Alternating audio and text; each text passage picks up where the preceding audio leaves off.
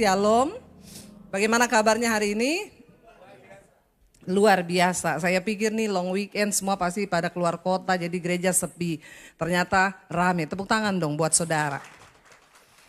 Iya, Bapak Ibu, hari ini tema firman Tuhan adalah iman, keteguhan iman kepala keluarga. Berapa banyak yang merasa kepala keluarga di sini? Yang merasa kepala aja, yang ekor enggak usah. Ya, kita semua di sini para suami adalah kepala keluarga. Dan penting sekali berbicara tentang iman seorang kepala keluarga atau laki-laki. Yang belum menikah, angkat tangan yang belum menikah, pria-pria. Pria-pria yang belum menikah, angkat tangan, enggak usah malu. Siapa tahu kita bisa doakan supaya dapat jodoh toh. Tolong yang belum menikah pria-pria angkat tangan. Bilang Anda adalah calon kepala keluarga. Jadi harus dengar firman ini. Saudara, ya iman dari seorang kepala keluarga itu sangat penting sekali. Ya seringkali sebagai bapak-bapak atau kepala keluarga kita tuh menyepelekan yang namanya iman. Padahal di Alkitab itu posisinya Yesus paling atas, nomor 2 siapa? Nomor 2 siapa? Yang kenceng, kalau salah saya enggak hukum saudara ya, kalau benar juga enggak dapat sepeda. Nomor 1 Yesus, nomor 2 suami. Ya, jadi posisinya Yesus suami baru istri dan anak-anak. Betapa pentingnya iman seorang pria di dalam rumah tangga itu sangat penting. Dan suami itu adalah wakil Kristus dalam sebuah keluarga. Tapi yang saya lihat pada prakteknya dalam keluarga Kristen, ya, yang lebih banyak bawa anak-anak ke Tuhan itu bapak-bapak atau ibu-ibu? Ibu-ibu kok semangat sekali ya? Ya benar, prakteknya coba jujur di keluarga saudara yang bawa anak itu ke Tuhan siapa? Bapak-bapak.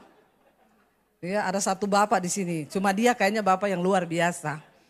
Nanti ambil sepeda di bawah ya, nggak tahu sepedanya siapa itu.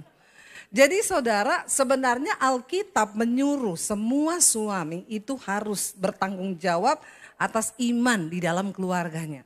Tapi pada prakteknya banyak ibu-ibu yang justru ya ngajak suaminya doa, yuk Pak nanti aja lah, kamu aja lah sama anak-anak. Bapak-bapak yang kayak begitu enggak usah angkat tangan. Ya, saudara, hari ini kita belajar dari satu orang tokoh di Alkitab yang memiliki iman yang luar biasa. Ya, dan ayat dari firman Tuhan yang diberikan oleh gereja hari ini terambil dari Ibrani pasal yang ke-11 ayat yang ke-8. Ibrani 11 ayat yang ke-8, ya firman Tuhan di sana berkata begini, kita baca bersama saudara. Ibrani 11 ayat 8, 1, 2, 3. Karena iman Abraham taat ketika ia dipanggil untuk berangkat ke negeri yang akan diterimanya menjadi milik pusakanya. Lalu apa? Ia berangkat dengan tidak mengetahui tempat yang ia tuju. Satu saat Abraham ini di rumah keluarganya sudah baik, sudah enak, dapat warisan. Ya orang tuanya kaya, dia punya banyak ternak, punya banyak harta. Tiba-tiba Tuhan berbicara kepada Abraham saudara. Kejadian 12 ayat 1 sampai 5 nanti saudara baca di rumah. Ya, Tuhan berfirman kepada Abraham, pergilah dari negerimu, dari sanak saudaramu dan dari rumah bapamu ini ke negeri yang akan kutunjukkan kepadamu, sebab aku akan membuat engkau menjadi sebuah bangsa yang besar. Ayat ini berkata, karena apa saudara? Iman. Karena iman. Jadi alasannya hanya satu, karena iman Abraham taat. Waktu dia dipanggil, pergi tinggalkan semuanya dan berangkat ke negeri yang dia tidak mengetahui tempat yang ia tuju. Bapak-bapak saya mau tanya, kalau bapak-bapak dapat panggilan kerja misalnya, suruh pergi, kamu datang di mana? Pokoknya berangkat aja dulu, alamat menyusul. Bapak-bapak berangkat enggak? Ya. Tuhan berkata, aku akan memberikan engkau tanah pusaka yang belum ditahu tempatnya, tapi disuruh pergi. Kan enak kalau Tuhan bilang gini, Abraham, aku mau kasih kamu tanah. Ini sertifikatnya 3.000 meter kali 40.000 meter. sertifikat atas nama kamu ini sudah sah di PN, kamu boleh cek berangkat, ini alamatnya. Baru bapak-bapak datang toh, bapak-bapak yang ada di Plaza Indonesia. Karena manusia itu membutuhkan kejelasan, manusia itu membutuhkan sesuatu yang pasti dan sudah terlihat oleh mata. Tapi Tuhan itu suka bekerja dengan cara yang tidak terlihat. Sebab semua laki-laki itu lebih pakai rasio, saudara. Ya, kira-kira kalau kita yang disuruh pergi begitu, dikasih satu tempat yang tidak tahu loh. Dia itu berangkat pergi ke satu tempat dengan tidak mengetahui tempat yang ia tuju. Wow nggak imannya? Ya, saya minta bapak-bapak yang ngaku wow nggak? Ya, bagi bapak-bapak ini sulit karena memang laki-laki itu lebih pakai logika. Hari ini kita kalau mau pergi saya tadi pagi jam 7 sudah pelayanan di Bogor. Ya, saudara masih tidur. Saya ke Bogor. Saya ke Bogor itu sudah berkali-kali, saudara. Tapi ya di tol suami saya bilang, berhenti dulu cari tempat aman. Saya mau lihat Google Map daripada nanti salah keluar. Ya, salah keluar tol itu nanti bikin perjalanan kita lebih jauh, lebih lama. Mending kepastian dulu lihat ini tolnya ini keluarnya di mana, kilometer berapa. Ya, karena kita mau pergi ke satu tempat, ya kita harus tahu dulu tempat yang kita tuju itu. Berbeda dengan Abraham, makanya dikatakan dia itu bapa segala orang beriman. Dia pergi tanpa tahu, saudara, ya. Di saat hari-hari ini semua orang membutuhkan kepastian yang dapat dilihat mata, Tuhan mampu bekerja dengan sesuatu yang tidak dilihat oleh mata. Bapak-bapak, tanggalkan egomu. Datang sama Tuhan. Karena ada begitu banyak rencana Tuhan yang besar. Yang dia sanggup lakukan atas hidupmu. Sekalipun itu gak bisa dilihat oleh mata. Amin. Buka kapasitas iman kita. Ayat yang ke-9 dikatakan, baca bersama. Karena iman, ya, ia diam di tanah yang dijanjikan itu seolah-olah di suatu tanah asing. Dan di situ ia tinggal di kemah dengan Ishak dan Yakub yang turut menjadi ahli waris janji yang satu itu. Saudara, kalau kita baca ayat yang ke-9, Abraham sudah sampai enggak di tanah itu? Ya, dikatakan karena iman ia diam di tanah yang dijanjikan itu. Ya, berarti dia sampai enggak? Sampai, saudara. Dia dapat tanah itu. Bagaimana cara Abraham dapat tanah itu padahal dia nggak tahu. Lain kalau kita pakai Google Map ya, di depan ada ya perempatan.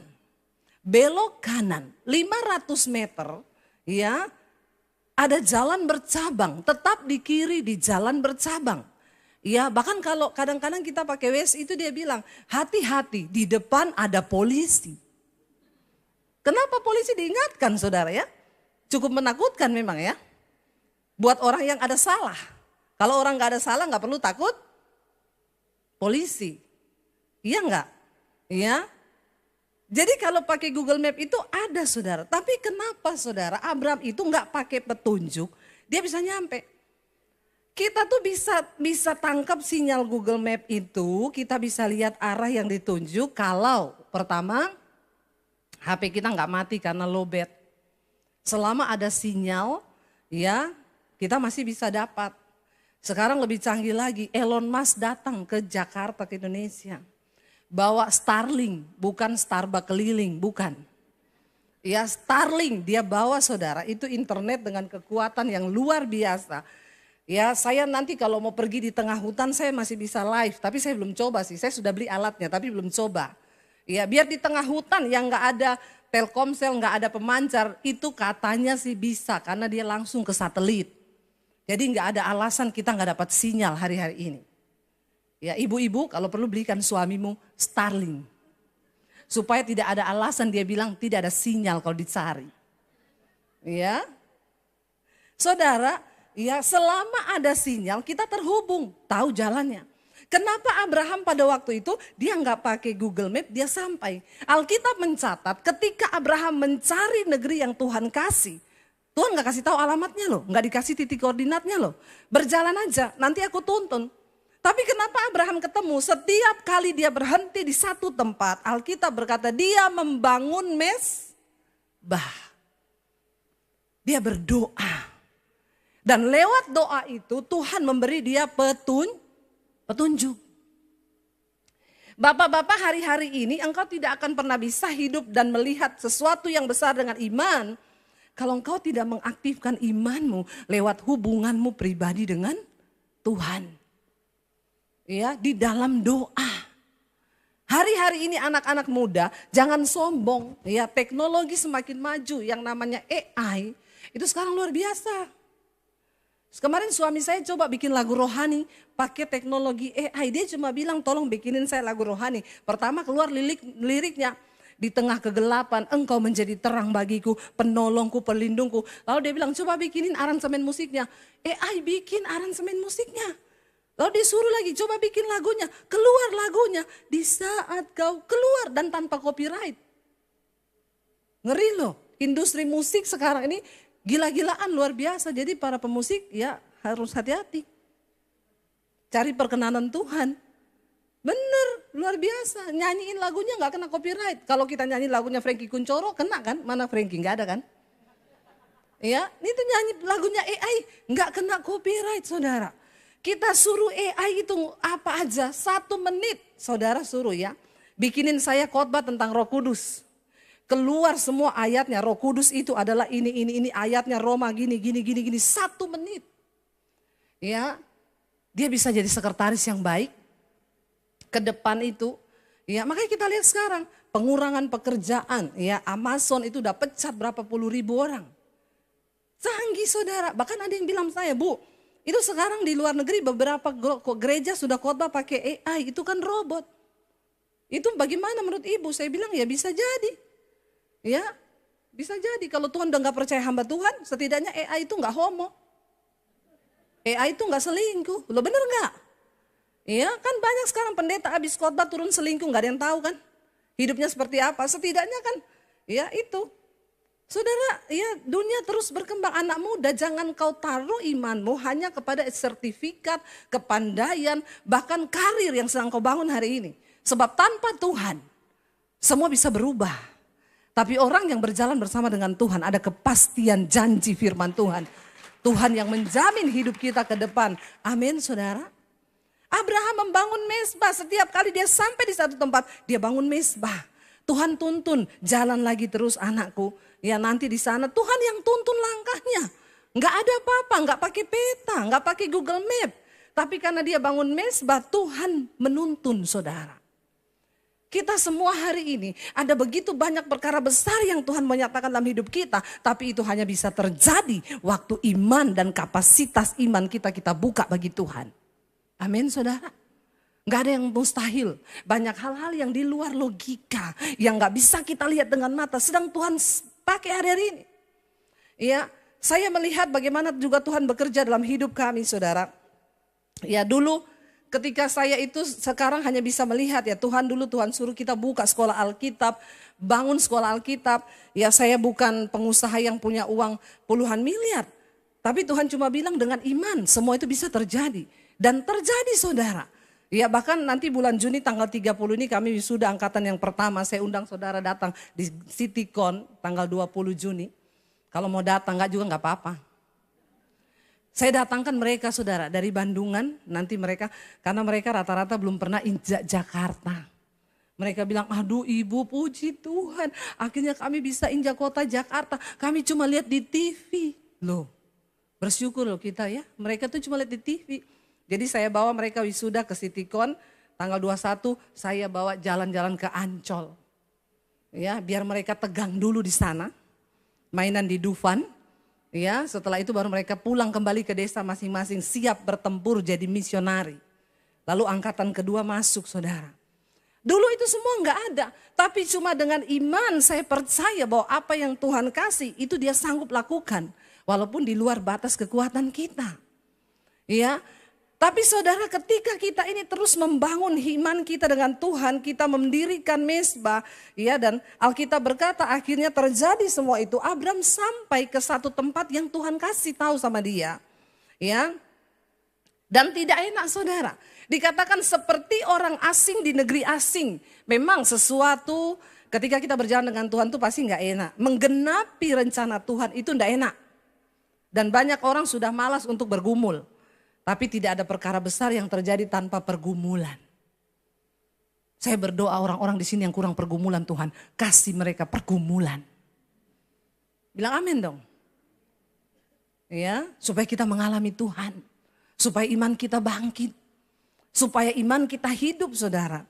Dikatakan di sana, sebab ia menanti-nantikan kota yang mempunyai dasar yang direncanakan dan dibangun oleh Allah.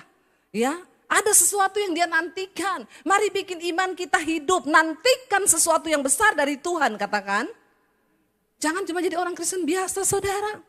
Engkau tidak akan pernah mengalami apa-apa cuma jadi orang Kristen biasa yang hari Minggu ke gereja, habis itu sudah selesai. Tapi sebagai kepala keluarga memang tidak mudah. Laki-laki itu pakai logika dan sulit untuk disuruh beriman. Tapi kalau saudara mau, tidak ada perkara yang mustahil bagi Tuhan. Kalau saya yang ngomong rasanya nggak afdol, saudara, ketika bagaimana Tuhan panggil kami di tengah pergumulan hidup yang berat. Mumpung ini temanya memang ya iman yang teguh dari seorang kepala keluarga. Jadi saya mau suruh suami saya yang bersaksi. Setuju? Bagaimana, pasti dia punya cerita yang berbeda dengan apa yang saya ceritakan. Iya, saya undang suami saya maju ke depan untuk cerita bagaimana pergumulan ya iman yang kami alami. Ya, shalom. Ini ditodong ya. Shalom.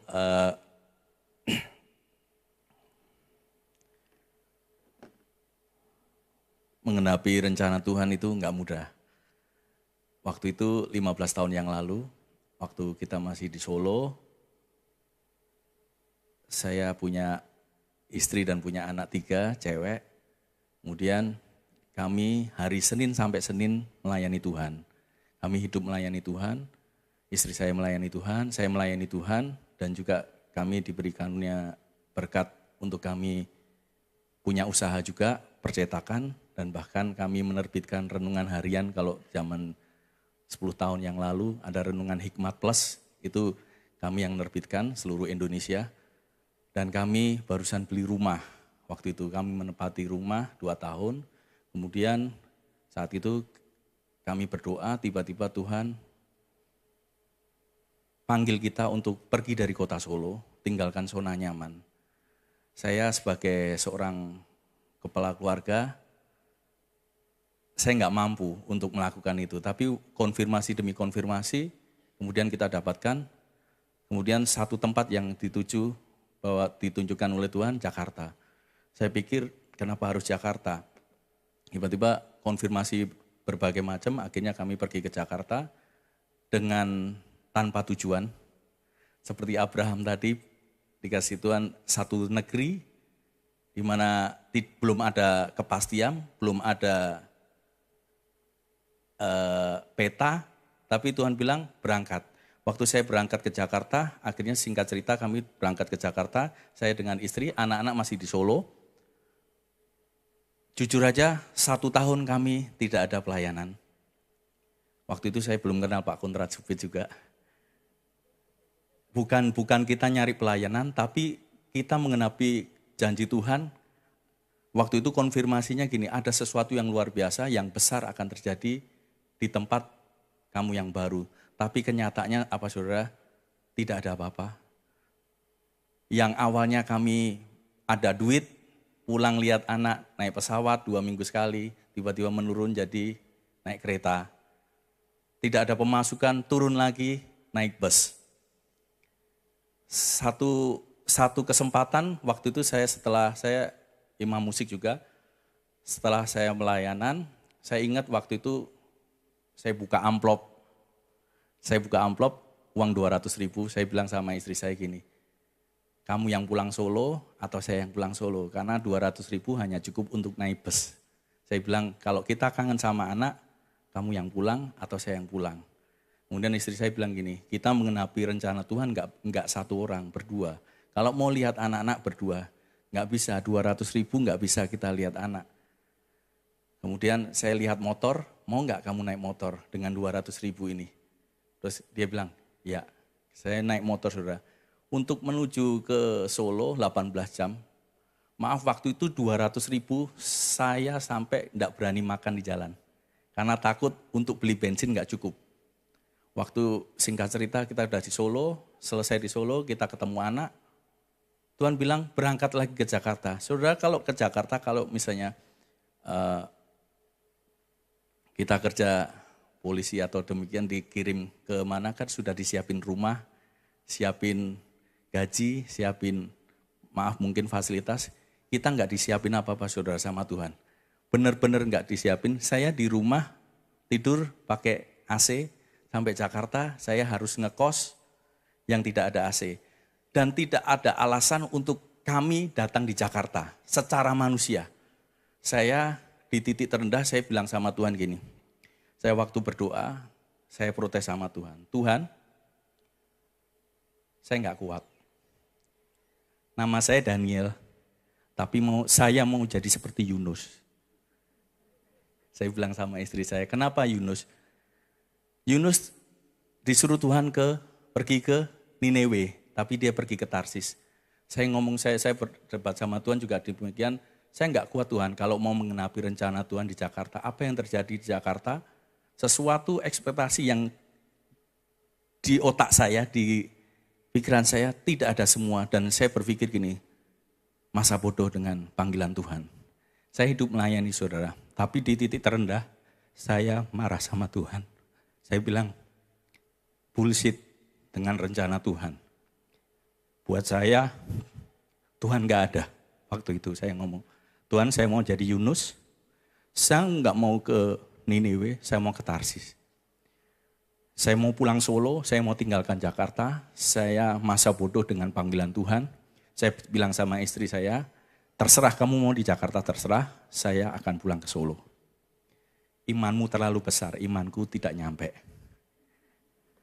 Kemudian di satu titik itu tiba-tiba teman saya telepon, bro itu saya sudah bilang minggu depan kalau tidak terjadi apa-apa di Jakarta, saya akan pulang, saya nggak kuat mengikuti janji Tuhan.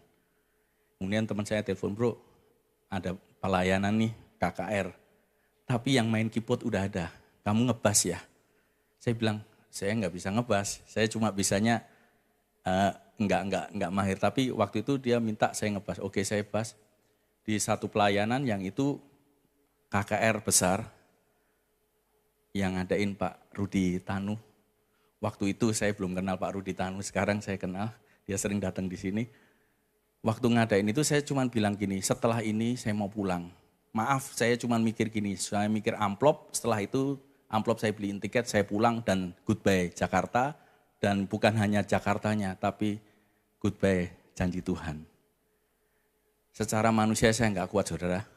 Saya pelayanan ya biasa, pelayanan main musik biasa. Kemudian KKR, selesai KKR, hamba-hamba Tuhan disuruh maju ke depan. Waktu itu ada 4 hamba Tuhan besar dari USA, Bill Heyman. Terus yang 2 Jepang, nggak tahu lupa saya namanya. Yang terakhir Pak Amos Jayaratnam dari Asia. Mereka maju ke depan semua dan jemaat yang mau dinubuatkan boleh maju ke depan. Istri saya senggol saya, ini kesempatan terakhir kita minta tuntunan Tuhan, tanda dari Tuhan, nubuat dari Tuhan. Saya bilang gini, kita bisa bernubuat sendiri, nggak usah pakai hamba Tuhan besar. Karena saya sudah males saudara. Dengan otak manusia tadi dibilang bahwa manusia seorang bapak itu dengan rasio, saya udah mikir mana janji Tuhan nggak ada. Nah saya maju, saya pilih yang, saya dengan terpaksa maju, saya ngantri, saya pilih yang made in USA. Kan lebih top chair kan, kalau made in Asia kayaknya kurang gitu. Saya ngambil yang Bill Heyman, waktu itu ngantrinya paling banyak Bill Heyman. Kemudian minta dinubuatkan, sudah maju-maju beberapa orang, tiba-tiba karena saya pakai baju hitam putih, kan pemain musik, asernya single saya. Kamu pemain musik kan, mundur dulu ya. Ini biar pengusaha-pengusaha dulu yang dinubuatkan. Di situ saya kecewa saudara. Saya kecewa banget ini. Saya cuma gini, saya tadi mau maju aja saya dengan berat hati, ngapain sih dinubuat-nubuatin. Yang kedua, saya dikecewakan dengan saya harus mundur. Dan saya males lagi, saya duduk di kursi musik lagi. Kemudian saya udah jengkel, teman saya bilang, kenapa enggak jadi dinubuatin? Enggak, saya nanti bernubuat sendiri. Singkat cerita, Pak Amos Jayaratnam yang dari Asia, made in Asia, karena sepi, dia duduk di panggung musik, kemudian teman saya senggol, itu Pak Amos nganggur. Ya udah, mau tidak mau yang made in Asia, saya mau. Saya maju, saya bilang, Pak Amos bisa doakan saya, nubuatkan saya ada pergumulan dalam hidup saya. Kemudian Pak Amos bilang gini, sorry ya, saya capek sekali. Yang tadi made in USA saya kecewa disuruh mundur, yang ini made in Asia dia bilang capek. Saya udah, Tuhan nggak usah nubuatan-nubuatan. Berarti benar, selesai ini saya ambil amplop, saya pulang Solo. Tiba-tiba Pak Amos gini, kalian suami istri, iya. Kalian gandeng tangan, saya berdoa biasa aja ya. Tapi kalau Tuhan bicara, saya akan sampaikan. Waktu itu saya butuh banget Tuhan ngomong sama saya. Benar, baru kita gandeng tangan, Pak Amos langsung dia berdiri, langsung ngomong, tunjuk ke saya. Dan itu benar-benar yang menjadi pergumulan saya. Apa yang saya pikirkan, Tuhan ngomong saat itu. Benar-benar kayak Tuhan ngomong di depan saya. Yang pertama dia ngomong ini, kamu baru berpikir, manusia siapa yang mau tolong kamu di tempat ini? Bukan manusia, tapi Tuhan aku sendiri yang akan tolong kamu. Itu yang pertama. Yang kedua, dia bilang ada perkara besar yang akan kalian alami di tempat ini. Tapi ingat, jangan mundur satu langkah pun. Padahal saya hari itu saya mau mundur. Tuhan bilang jangan mundur satu langkah pun. Ada perkara yang besar. Bertahanlah. Yang keempat, itu yang membuat saya rontok. Saya kan masih berpisah antara anak saya masih di Solo. Langsung dia ngomong, anak-anakmu aku yang pelihara. Tuhan yang pelihara, bukan manusia. Dari situ saudara, apa yang saya janji Tuhan yang waktu itu disampaikan kepada keluarga saya, sempat saya mau lari dari panggilan Tuhan, tapi Tuhan ingatkan dari satu peristiwa itu. Tapi setelah selesai itu, apakah langsung terjadi begitu pulang, terus besoknya langsung, wow perkara besar? Tidak. Saya alami 13 tahun di Jakarta ini, hingga pertolongan Tuhan, penyertaan Tuhan, hingga pada saat ini saya melihat Tuhan bekerja luar biasa. Dan saya mau sampaikan kepada Bapak, khususnya buat Bapak-Bapak, bukannya saya menggurui, bukan. Tapi ingatlah, ada Tuhan yang hidup. Dan dia menyertai sampai sekarang, sampai selama-lamanya. Amin. Iya, saudara, memang berjalan dengan iman itu tidak mudah, tidak gampang. Dan rasanya seringkali kita mau menyerah. Ya, kalau Abraham dia tetap percaya. Ya, dia nggak ngomong kosong sama janji Tuhan, panggilan Tuhan, saya mau pulang. Karena suami saya namanya Daniel. Jadi dia, karena pencobaannya Daniel itu di gua singa. Ya, Abraham itu dengan iman. Ya, artinya apa saudara? Kita semua punya batas kekuatan manusia. Sebagai laki-laki pun, ya. Laki-laki itu sebenarnya makhluk yang lemah. Karena Alkitab berkata, makanya tidak baik kalau laki-laki itu seorang diri, diciptakan seorang penolong. Ya, tetapi mereka itu harus menanggung banyak beban, banyak persoalan. Tapi dia nggak bisa ngomong, dia nggak bisa curhat. Ya, makanya seringkali dia tahan sendiri. Tapi bapak-bapak ada satu kabar baik hari ini. Di tengah keterbatasan kita, waktu kita pun sudah mau menyerah, Tuhan itu tidak pernah terlambat. Dia datang tepat pada waktunya seperti apa yang kami alami saudara. Kami melihat bagaimana Tuhan menolong. Coba saudara bayangkan kalau saat itu ya tidak lagi ada iman dan kami udah benar-benar nggak mau peduli, maka tidak akan ada pelayanan yang seperti hari ini yang kami lihat. Tidak akan ada sebuah sekolah yang bisa membentuk para misionari hari-hari ini. Karena memang tidak gampang saudara, saya salut sama anak-anak yang masuk ke sekolah misi itu. Untuk cari hari ini orang yang mau jadi hamba Tuhan, itu udah sulit. Kita sekolahin gratis loh, enggak bayar. Itu aja cari itu susah Pak. Makanya benar Tuhan Yesus bilang di akhir zaman, tuaian banyak tapi penuai itu sedikit. Ya. Banyak tuaian, penuai sedikit. Dan saya benar-benar menyadari kami cari orang-orang yang gratis loh. Ayo masuk sekolah. Itu susah. Kenapa? Memang untuk ikut Tuhan tuh harus punya iman. Saya percaya hari ini setiap bapak-bapak, kepala keluarga, saya undang para imam musik maju ke depan. Ya, mari kita berdoa. Saudara, ketika kita menjadi Kristen, itu tidak berarti otomatis nama kita tercatat di dalam kitab kehidupan. Hanya orang-orang yang mau hidup dipimpin oleh iman. Ya, kenapa saudara? Karena Yesus berkata di akhir zaman dia akan datang. Apa yang Yesus cari ketika dia datang kali yang kedua? Alkitab berkata, Yesus bilang, ketika aku datang kembali kedua kali di dunia ini, adakah iman aku dapati? Yang pada akhirnya Tuhan cari itu iman, saudara. Mari kita semua hari-hari ini mau hidup dengan iman, percaya sungguh dan tidak mau digoyahkan. Saya berdoa supaya kita bersepakat, iman kita hari ini bersepakat dengan Tuhan. Bapak Ibu, Bapak-bapak terutama, jangan andalkan pikiranmu, kekuatanmu. Kan Alkitab bilang terkutuklah orang yang mengandalkan kepintarannya sendiri, kekuatannya sendiri. Tapi diberkatilah orang yang mengandalkan Tuhan. Dan untuk mengandalkan Tuhan harus ada iman yang teguh.